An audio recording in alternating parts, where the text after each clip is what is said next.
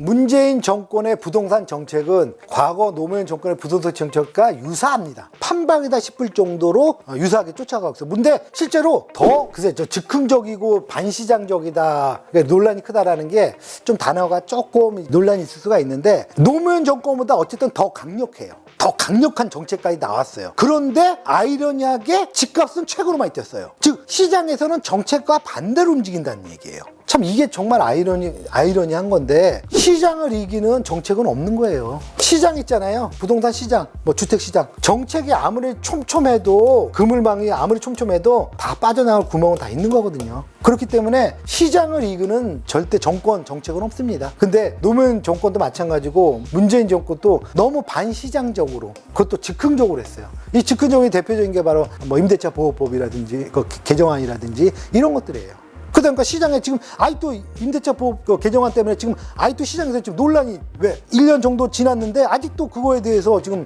논란이 벌어지고 있어요. 왜? 명확하게 되질 않은 상태에서 즉흥적으로 일단 시행하고 하면서 개정한다, 보완한다. 이거는 시장은 완전 혼란을 빠뜨릴 수밖에 없죠. 그러다 보니까 제가 그래서 반시장적이다, 즉흥적이다 표현했던 것이 바로 이런 것들이에요. 이 하나의 법을 새로 개정을 한다든지 아니면 새로운 법을 하려면은 정말 이 전문가들한테 어떤 이런 세미나라든지 이런 것들을 많이 해가지고 정말 시행했을 때 벌어질 수 있는 이런 문제점, 논란, 이런 것들까지 다 취합해서 법률에 반영이 된 상태에서 시행이 돼야 되는데, 일단은 시행을 해놓고서 그 다음에 상황 봐가지고 계속 보완해 가겠다. 그럼 시장은 혼란할 수밖에 없잖아요. 그래서 이거는 조금 스타트부터가 좀 문제가 있다. 그래서 좀 더 고민하는, 새로운 법률을 개정한다든지 새로운 정책을 시행할 때는 반드시 상황이나 이런 것들에 대해서 전문가들의 의견을 좀 반영해서 제대로 좀 논란이 없는 그런 정책을 진행했으면 하는 바람입니다. 어쨌든 정권 말기에 공급 폭탄을 발표하는 것도 동일해요. 노무현 정권 때 2기 신도시 했었고 문재인 정권에서 3기 신도시 지금 하고 있잖아요. 근데 되게 급조된 형식이 많죠. 왜? 정권 안에서 되는 건 없어요. 이거 다 지금 다음 정권으로 다 밀어줄 수밖에 없기 때문에.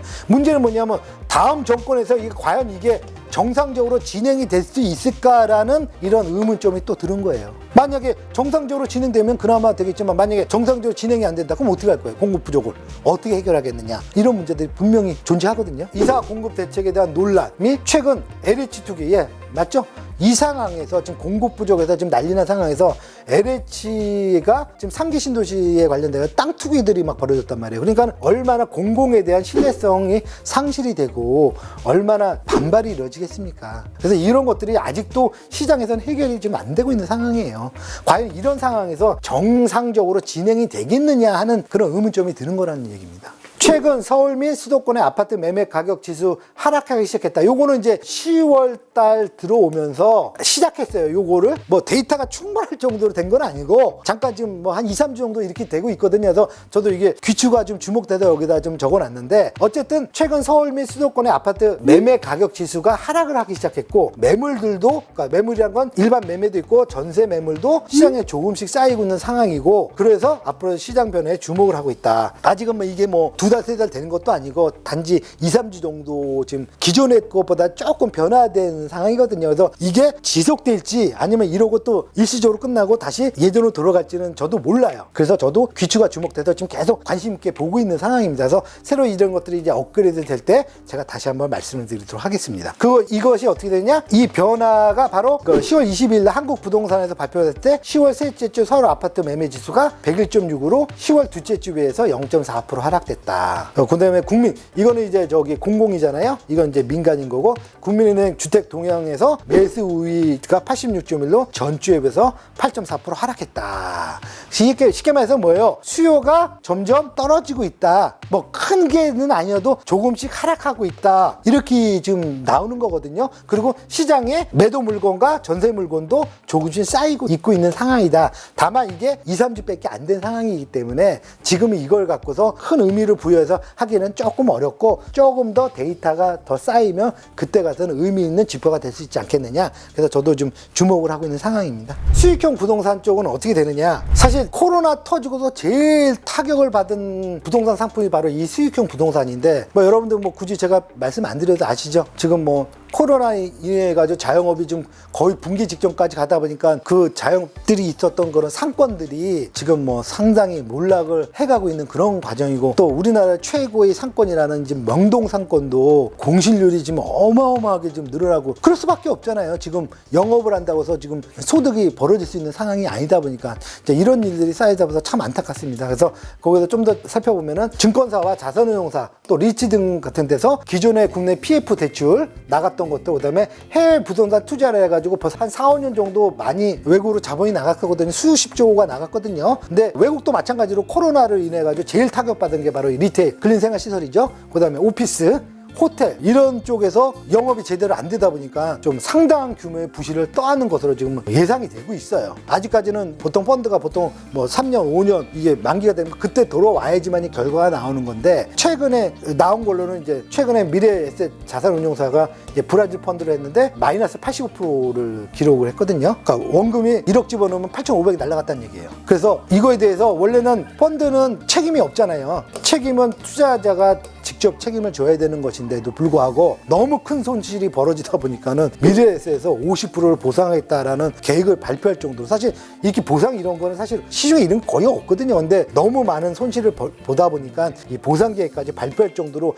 그 정도로 안 좋다는 그런 얘기입니다. 거기다가 옵티머스 사태라든지 라임 자산운용 사태라든지 이와 같은 사태들이 벌어지다 보니까는 자산운용사의 어떤 신뢰성에 크게 이제 신용도가 하락을 하게 됐죠. 그래서 어쨌든 간에 지금 전체적으로 봤을 때는 특히 상가, 오피스, 또 리조트, 호텔 이와 같은 부동산들은 이 경기 침체에 바로 다이렉트로 영향을 받거든요. 왜? 여러분도 아시겠지만 청사가 돼야지 뭐 상가도 가격이 올라가고 상권도 활성화가 될 거 아닙니까? 코로나 때문에 안 되잖아요. 오피스도 점점 축소되잖아요. 왜? 사업이 안 되니까. 그러니까 자꾸 구조조정하고 축소시키고 리조트, 코로나 시대의 리조트 이게 가능하겠어요? 호텔 마찬가지죠. 지금 호텔 같은 경우는 그냥 매물이 좀 쌓이고 있는 상황이죠. 기존에 있는 호텔들도. 왜? 운영 수익이 안 나오니까. 그러다 보니까 아무튼 경기 침체에서 다이렉트로 맞은 상품들이 바로 이거예요. 그러니까 이건 주택시장하고 또 완전 다른 거죠. 같은 부동산 상품이어도 주택은 코로나의 영향 없이 폭등 장세를 이어가는데 대표적인 수익형 부동산은 바로 경기 침체에 바로 다이렉트를 맞았기 때문에 결국 뭐 같이 하락할 수밖에 없는 지금 뭐 공실들이 막 남아도는 그런 사태가 지금 이어지고 있는데 이게 언제까지 이어질지는 좀 더 지켜봐야 될 것 같습니다. 그래서 어쨌든 가격 하락은 클 것으로 보는데 최근에 바로 이런 것들을 어차피 이제 공실이 계속 높아지다 보니까 그냥으로는 도저히 안 됐으니까 어떻게 해요? 주택으로 용도 변경하는 법률이 개정이 됐거든요. 실제로 이제 근생이라든지 오피스라든지 그거를 주택을 했을 때 어떤 주차법 완화라든지 이런 걸 혜택을 줍니다. 그래서 이런 쪽으로 해서 지금 활발하게 전용을 모색하고 있는 그런 상황입니다. 그러면 이제 공급 부족과 정책에 대해서 왜 이런 현상들이 벌어지는지 한번 보도록 하겠습니다. 공급 부족과 공급 부족 현상. 누누이 말씀드리지만은 저금리 양적 완화 상황에서는 부동산 규제 완화 정책이 들어가면 필연적으로 엄청난 수요를 부를 수 있다. 쉽게 말해서 이건 공통이라고 그랬죠. 글로벌 공통. 저금리 양적 완화에서는 수요가 폭발적으로 늘어날 수밖에 없어요. 왜? 자산으로 흘러 들어갈 수밖에 없기 때문에. 근데 만약에 여기에 부동산 규제를 완화한다? 그러면 이건 뭐 더 폭발적이겠죠. 근데 어쨌든 규제를 했지 않습니까? 규제를 했음에도 불구하고 지금 아까가 뭐 130%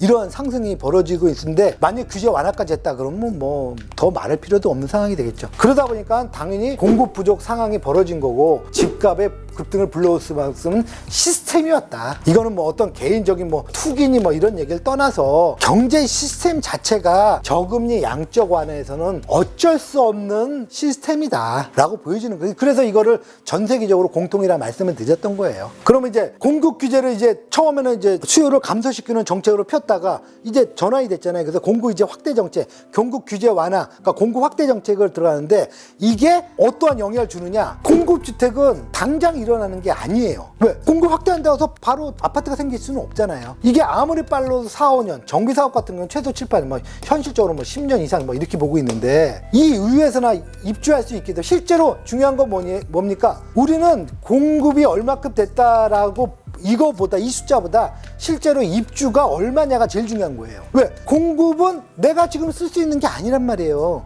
예를 들어서 50만 세대를 공급하겠다. 근데 입주는 10년 후다. 그러면 실제적인 효과는 언제 나온다는 얘기예요? 10년 후에나 나온다는 얘기예요. 왜? 입주를 해야 실제로 쓸 수가 있기 때문에 공급만 발표한다고 해서 이게 지금 당장 어떻게 쓰겠느냐 말이에요. 시간이 걸리는데. 그래서 결국 중요한 건 뭐냐면 이 입주가 포인트예요. 공급을 얼마만큼 뭐 50만 가구를 했다 뭐 이런 확대하는 것도 중요하지만 중요한 거는 언제 그게 입주를 할 수 있느냐가 가장 핵심이 돼야 되는 겁니다. 겁니다. 그게 바로 공급 확대 정책에서 가장 핵심이 되는 게 바로 입주라고 보여줄 수 있는 거예요. 물론 당연히 공급이 돼야 입주도 되는 거겠죠. 순서적으로 당연한 거죠. 때문에 현재 수요를 급증을 막을 공급 대책은 지금 없어요. 지금 솔직히 지금 뭐 2사 대책, 뭐 5, 6 대책 해가지고 뭐 지금 막 나오지 않습니까? 이거 지금 소용이 없는 거예요. 왜? 입주하는 게 지금 아니니까. 그래서 그럼 결국 어떻게 하냐? 결국 이미 공급 과잉으로 시장에 매물이 쏟아져 있던 상황에서는, 그러니까 쉽게 말해서 공급이 과잉돼서 시장에 지금 매물이 막 쌓여 있어요. 그 상황에서 저금리 양적 완화에서 수요가 폭증을 했다. 그럼 여기서 이제 이것들이 매매가 되면서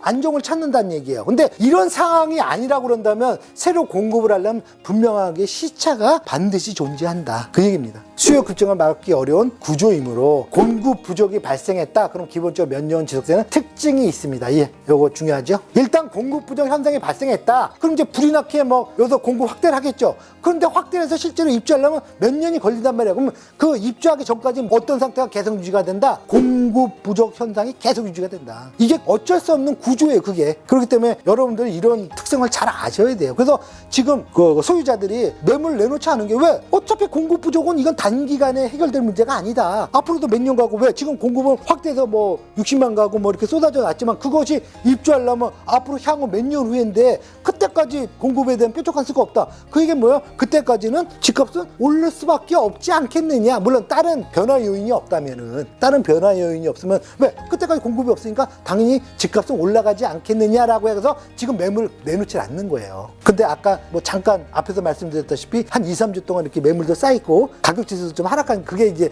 이게 새로운 변화인가라고 저도 관심 있게 보고 있다는 거예요. 그러면 이제 서울 한번 볼까요? 구체적으로 서울에 그러면 공급보다는 뭐예요? 입주를 봐야겠죠? 왜? 입주를 해야 실제적으로 효과가 발휘하는 거니까. 그러면 서울은 입주가 어떻게 되느냐? 그러니까 2022년 내년까지가 사실 서울은 입주 물량이 최악입니다. 2만 세대도 안 돼요. 올해 2021년도 지금 입주 물량이 부족했거든요. 근데 내년은 더 부족해요. 그리고 2023년 하반기부터 이제 입주 물량이 조금씩 몰려 있는 상황입니다. 그 얘기는 뭐예요? 서울은 내년까지는 공급에 대해서 뾰족하기 힘들다. 이렇게 나와버리는 거예요. 물론 이제 다른 요인이 없다면, 수요 공급만의 원칙만을 갖고 놓으면 그렇게 보여지는 거예요. 그래서 그럼 실제로 이제 입주 어떻게 되냐? 구체적으로 2023년도 하반기부터 뭐 여러분도 아시죠? 레미안 원베일리 2990세대, 레미안 뭐원 펜타스 뭐 641세대, 방배동 뭐 아크로 파크브릿지 뭐 1100 어쩌고, 둔촌 중호 요 메이저죠. 이제 12000, 개포주공 예 5000, 뭐 은평구 쪽으로 해서 뭐 이렇게 해서 또 나오고 해서 전체적으로 보면은 2023년부터 24년까지 해가지고 약 한 35,000세대가